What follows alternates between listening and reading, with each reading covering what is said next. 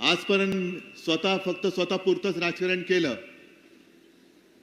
माझ्याशिवाय दुसरीकडनं आमदार येताच कामा नये हे आम्हाला उशिरा कळलं. स्वतः यायचं आणि बाकीचे पाडापाडी करायची. आता यालाच पाडायचं. कारण एक शिवसैनिक म्हटल्यानंतर एक वेगळेपण असतं, हिम्मत आहे, विश्वास आहे, नीतिमत्ता असते, चारित्र्य असतं. या सगळ्यावरती यांनी बोळा फिरवला. गद्दारी फक्त उद्धव ठाकरेशी केली नाही, शिवसेनेशी केली, तुमच्याबरोबर केली, बंजारा समाजाबरोबर केली. आणि पुन्हा हे टिकोजीराव मतं मागायला मोकळे. म्हणजे मला लाज वाटत होती त्या काळामध्ये ज्या प्रकारचे आरोप त्यांच्यावरती झाले होते. आणि हे आरोप झाल्यानंतर ते चौकशी होईपर्यंत मी बाजूला त्याला बसूच शकत नाही. कारण छत्रपती शिवाजी महाराजांना दैवत मानणारे आपण सगळे हे एवढे घाणेरडे आरोप झाल्यानंतर चौकशी करायची नाही. जर पाप केलं नाही ना तर चौकशी होऊ दे ना. पण तेव्हा हे मिंदे माझ्या मागे लागले होते. नाही नाही आपला आहे, आपला आहे, आपला आहे. अरे म्हटलं आपला असला तरी त्यांनी जर गुन्हा केला असेल तर गुन्हा एवढा वाईट आहे.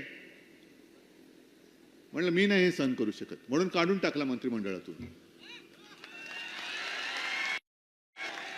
मग त्याच्यानंतर ते मिंदे आणि कंपनीनी यांना साफ करण्यासाठी गद्दारी करून सरकार पाडलं. आणि मला आश्चर्य वाटते भाजपाचं पण. म्हणजे आता मोदी इकडे आले की नाही प्रचाराला कल्पना नाही.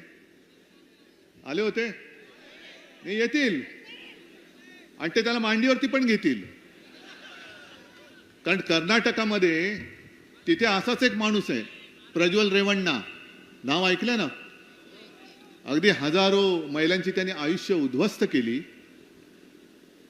मोदीजी तेव्हा लोकसभेला तिकडे गेले होते आणि त्यांनी सांगितलं होतं की प्रज्वल रेवण्णाचे हात बळकट करा. कशाला? महिलांवरती अत्याचार करा ना, याचे हात बळकट करा म्हणजे आणखीन अत्याचार करेल. हे असं दळभद्रे आमचं हिंदुत्व नाही. आमचं हिंदुत्व स्वच्छ आहे. जे छत्रपती शिवाजी महाराजांनी शिकवलं तेच आमचं हिंदुत्व आहे.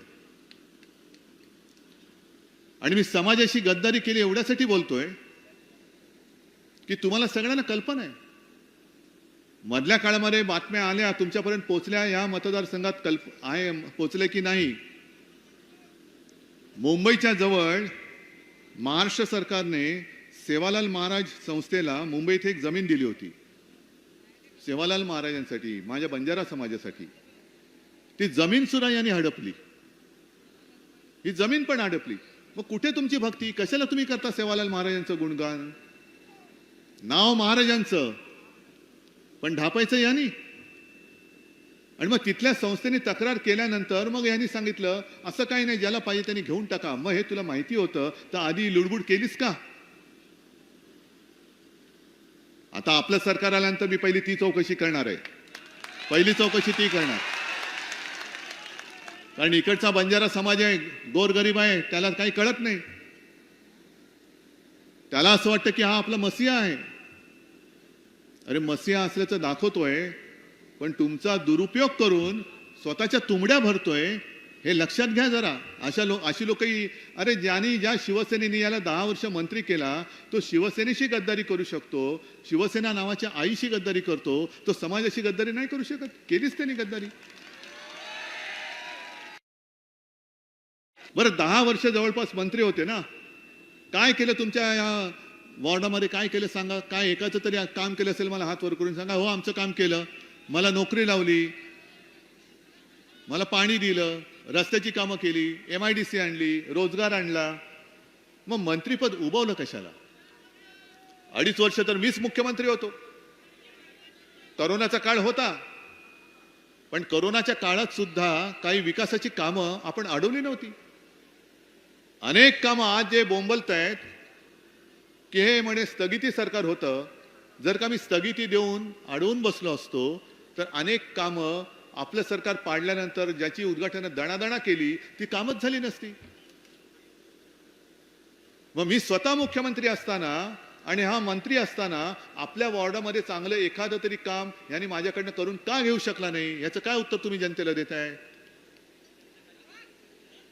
कारण तुम्हाला काय वाटेल की अहो तुम्ही सांगते पण तुम्ही 2.5 वर्ष मुख्यमंत्री होतात. होतोच ना मी, पण 2.5 वर्षामध्ये हा माझा सहकारी होता, हा सहकारी होता. अनेक जण जसे माझे बाकीचे करोना काळात सुद्धा त्यांनी त्यांच्या त्यांच्या वॉर्डमध्ये कामं करून घेतली. जे आपलं सरकार पाडल्यानंतर या मिंध्यानी तिथला निधीच थांबवून टाकला.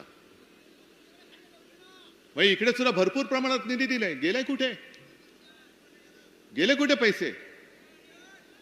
मग आता त्या पैशाची पोती उघडी होतील. आता कदाचित असं म्हणतात की पैसा वाटप होईल, पण तुम्ही तुमचं आयुष्य विकणार आहात का? तुम्ही तुमच्या मुलाबाळांचं भवितव्य विकणार आहात का? बाकी बोलायला काय जाते की आम्ही याव करून त्याव करू. कदाचित इकडे मोदी पण येतील, शहा पण येतील. मी प्रत्येक सभेत मुद्दामून हा मुद्दा घेतोय. याचं कारण ज्या मुद्द्याचा, ज्या विषयाशी महाराष्ट्राच्या निवडणुकीशी संबंध नाही तरी देखील ते वारंवार आणतायत. मग मला वारंवार सांगावं लागतंय की ह्या मुद्द्याचा या महाराष्ट्राच्या निवडणुकीशी संबंधच नाहीये. अमित शहा गेल्या 1-2-3 दिवसापूर्वी आले होते पलीकडे, मला वाटतं मलकापूर वगैरे असेल, कालच आले असतील किंवा, आणि त्यांनी मला आव्हान दिलं की जे 370 कलम काश्मीरमधलं हटवलं त्या विरोध करणाऱ्या काँग्रेस बरोबर उद्धव ठाकरे बसतायत. हो बसतोय ना, पण 370 कलम हटवताना उद्धव ठाकरे तुमच्या बरोबर तरी सुद्धा तुम्ही त्याला फसवलात. हे तुम्ही काय नाही सांगत. मला काँग्रेस बरोबर बसायला भाग तुम्ही पाडलं. 370 कलम हटवताना पाठिंबा देणाऱ्या शिवसेनेला सुद्धा तुम्ही हटवून टाकलं. मग तुम्हाला धडा शिकवण्यासाठी मी काँग्रेस सोबत आलेलो आहे. जा काय करायचंय करा. आणि तुम्ही इकडे येऊन 370 कलमची टिमकी वाजवता. आम्ही तुम्हाला सोबत दिलीच तेव्हा, त्याच्यामध्ये तुम्ही बरोबर केलंय आमचं म्हणणं आहेच. पण आज इथे जो काही शेतकरी आलेला आहे, किती शेतकरी आहेत? सगळ्या आनंदात असणारे बाबांनो. अरे सोयाबीनला भाव नाहीये ना. आपल्या काळात किती होता, आता किती आहे? कापूस, पीक विमा, आपत्तीत मदत, रोजगार, पिण्याचं पाणी. अरे पण 370 कलम हटवलं ना. हा, मग केवढं मोठं काम आम्ही केलं. हे नाही मिळालं तर शेतकरी आत्महत्या थांबल्यात. मरू दे ना, 370 कलम हटवलंय ना. आहे काय 370 कलमाचा आपल्या महाराष्ट्राशी आणि तुमच्याशी काय संबंध? आपल्या देशाची अलबत आहे. काश्मीर, जम्मू काश्मीर हे आपल्या देशाचा अविभाज्य घटक आहे, हे मान्यच आहे. पण 370 कलम काढल्यानंतर अदानी खेरीज किती जणांनी, देशातल्या किती जणांनी काश्मीरमध्ये जमिनी विकत घेतल्या हे पहिलं अमित शहा तुम्ही लिस्ट देऊन सांगा. आणि 370 कलम तुम्ही आत्ता काढलत ज्या वेळेला काश्मीरमध्ये हिंदू पंडितांवरती अत्याचार होत होते, हिंसा होत होती, हजारो हिंदू पंडित आपली राहती घर सोडून आपल्याच देशामध्ये निर्वासितासारखे देशभर पसरत होते, तेव्हा अमित शहा नावाची व्यक्ती या भूतलावरती आहे, नरेंद्र मोदी नावाची व्यक्ती या देशामध्ये राहते, हे कोणालाही माहिती नव्हतं. तेव्हा फक्त आणि फक्त हिंदू हृदय सम्राट शिवसेना प्रमुख बाळासाहेब ठाकरे यांनी काश्मीरी पंडितांना महाराष्ट्रामध्ये आश्रय दिला. तुम्ही काय सांगताय आम्हाला 370 कलम? आजची निवडणूक ही माझ्या महाराष्ट्राच्या स्वाभिमानाची आहे. आजची निवडणूक ही माझ्या महाराष्ट्राच्या रक्षणाची आहे. आज जर का चुकलो आपण तर हे संपूर्ण महाराष्ट्र गुजरातला विकून टाकतील. मी मगाच्या सभेमध्ये जे बोललो, कारण काय झालं आजपर्यंत पहिल्या प्रथम, म्हणजे माझी ना नाहीये त्याला, अजिबात नाही. आता सुद्धा कोणाला येऊन तपासायचं असेल तर तपासा. हेलिकॉप्टर मधून उतरल्यानंतर हे असे 8-10 जण उभे. म्हटलं काय नाही, तुमच्या बॅगा तपासायचे. म्हटलं तपासा, मी तो व्हिडिओ केलाय. म्हटलं माझं जे काय तपासायचं तपासा, त्या बॅगेत आणखीन काय काय ते पण तपासा. पण म्हटलं तुम्ही मोदींची बॅग तपासली का हो? शहांची बॅग तपासता, मिंद्याची बॅग तपासता, गुलाबी जॅकेटची तपासता, मग तिसरा कोण राहिला?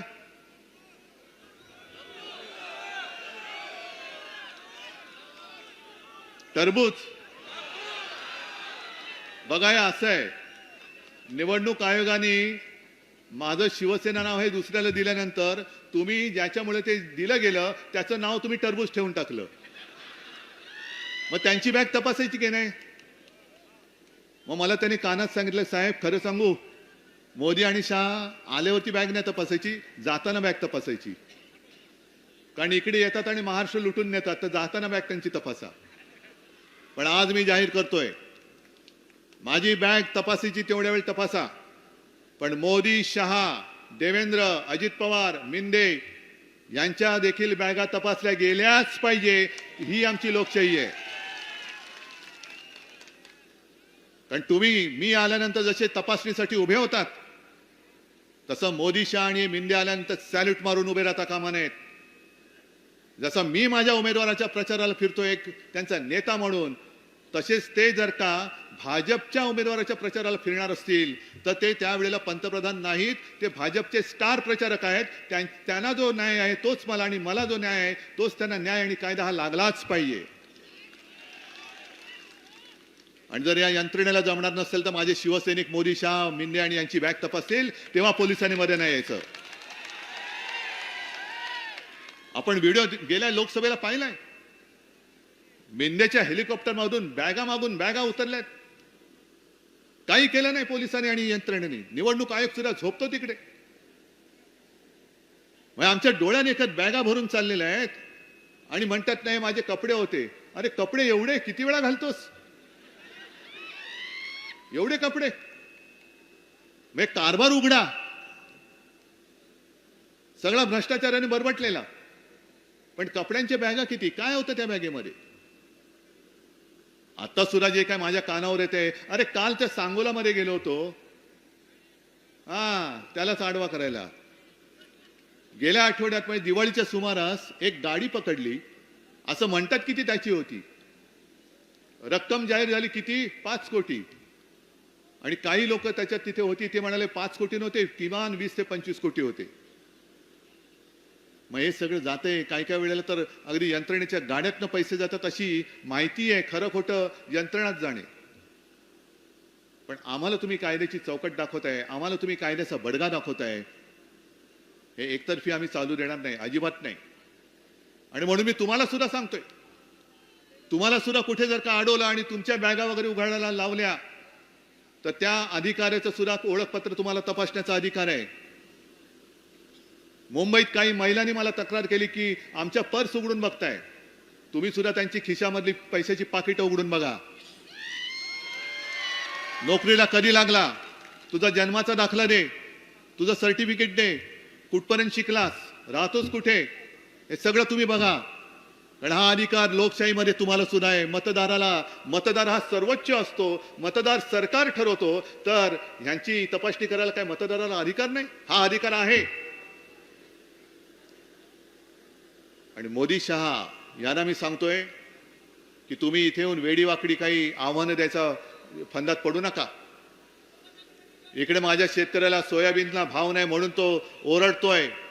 कापसाची खरेदी अजून सुरू होते नाही होत, भाव मिळत नाही, पीक विम्याचा तर पत्ता नाही, सगळी कामं अडकलेली आहेत. नुसतं लाडकी बहीण. अरे त्या माता भगिनी आमच्याच आहेत, त्या काय गुजरातवरून नाही आता आलेल्या, त्या काय गुजरातमधून नाही आल्या. आणि त्यांना तुम्ही जे पैसे देताय हे तुम्ही लुटलेल्या पैशातले देत नाहीत, तुम्ही यांचेच पैसे देतात सगळ्यांचे. काय उपकार नाही करत. आणि आपण जे ठरवलेलं आहे की महाविकास आघाडीचं सरकार आल्यानंतर केवळ 1500च नाही तर 3000 रुपये आपण आपल्या बहिणींना देणार आहोत. मुलींना जसं मोफत शिक्षण मिळतं तसं माझ्या महाराष्ट्रात जन्मलेल्या मुलांना सुद्धा मी मोफत शिक्षण देणार आहे. रोजगारासाठी सुद्धा जे वैभव यांनी लुटून गुजरातला नेलेलं आहे ते परत आणून मी माझ्या देशात महाराष्ट्र सर्वोत्तम करून दाखवल्याशिवाय राहणार नाही, हे सुद्धा वचन मी तुम्हाला देतोय. अनेक गोष्टी करायच्या आहेत. पुन्हा एकदा शेतकऱ्यांना कर्जमुक्त करायचंय, परत करणार. कारण आपल्या महाविकास आघाडीच्या सरकारने 2 लाखापर्यंत पीक कर्जमुक्त तुम्हाला केलं होतं, मिळाली होती ना. म्हणजे मी करून दाखवलंय. यांच्यासारखं नाही. शेतकऱ्यांचं उत्पन्न दुप्पट होईल. किती जणांचं दुप्पट झालेलं हात वर करून सांगा. 2 कोटी लोकांना दरवर्षी रोजगार देणार. 2 लोकांनी तरी हात वर करून सांगा की आम्हाला मोदींनी रोजगार दिला. रोजगार करतात पण रोजगार देत नाहीत. अच्छे दिन किती जणांचे आले? बरं, यांचे 1500, या माता भगिनींचे 1500 सोडून द्या. भावांच्या अकाउंटमध्ये 15 लाख किती लोकांचे आले सांगा. म्हणजे असं काही आहे का की भावांना 15 लाख आणि बहिणींना 1500? नाही ना. मग 15 लाख देणार होता तुम्ही, 15 लाखाचे 1500 का केलेत? या सगळ्या थापा आता बंद करा.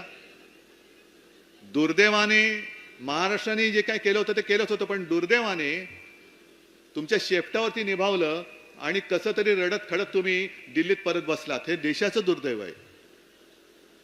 आज ज्या मस्तीमध्ये तुम्ही चाललायत, एकदा तुम्हाला लोकसभेमध्ये महाराष्ट्राने धडा शिकवलेला आहे.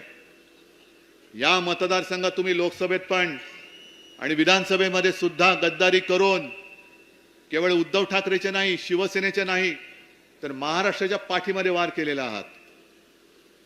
आणि दर वेळेला दर सभेमध्ये म्हणजे मला बरं वाटतं की देशाचे पंतप्रधान विश्वगुरु यांचं भाषण उद्धव ठाकरेवरती बोलल्याशिवाय पूर्णच होत नाही. बघा केवढा महत्वाचा आहे. मी आहे की नाही, आपला वट आहे की नाही?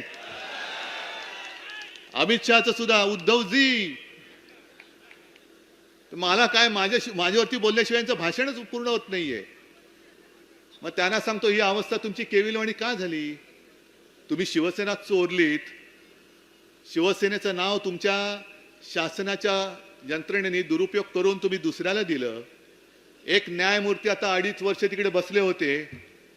काहीही न करता नुसतं ताशेरे जोडले, भाषणं दिली, लेक्चर दिली, पण न्याय नाही दिला. आणि मग जाता जाता एक 8-15 दिवस आधी सांगितलं की तो राम मंदिराचा निर्णय घेताना काय करायचं कळत नव्हतं. मी मग यमाई देवीच्या मंदिरात गेलो आणि यमाई देवीने मला बुद्धी दिली. आम्हाला आधी कळलं असतं तर आम्ही त्यांच्याकडे जाण्यापेक्षा आधी यमाई देवीचकडे गेलो असतो. मग कशाला तुम्ही बसला होता तिकडे खुर्ची उभवायला? 2.5 वर्ष झाली तरी सुद्धा लोकशाही या देशामध्ये जिवंत राहणार आहे का मरणार आहे ह्याची कोणालाच काही पडलेली नाही.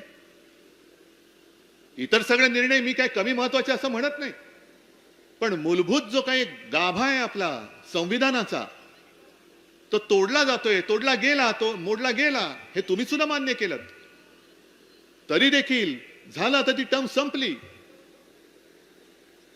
आणि आज देखील शिवसेना नाव कोणाचं, चिन्ह कोणाचं याचा फैसला होत नाही.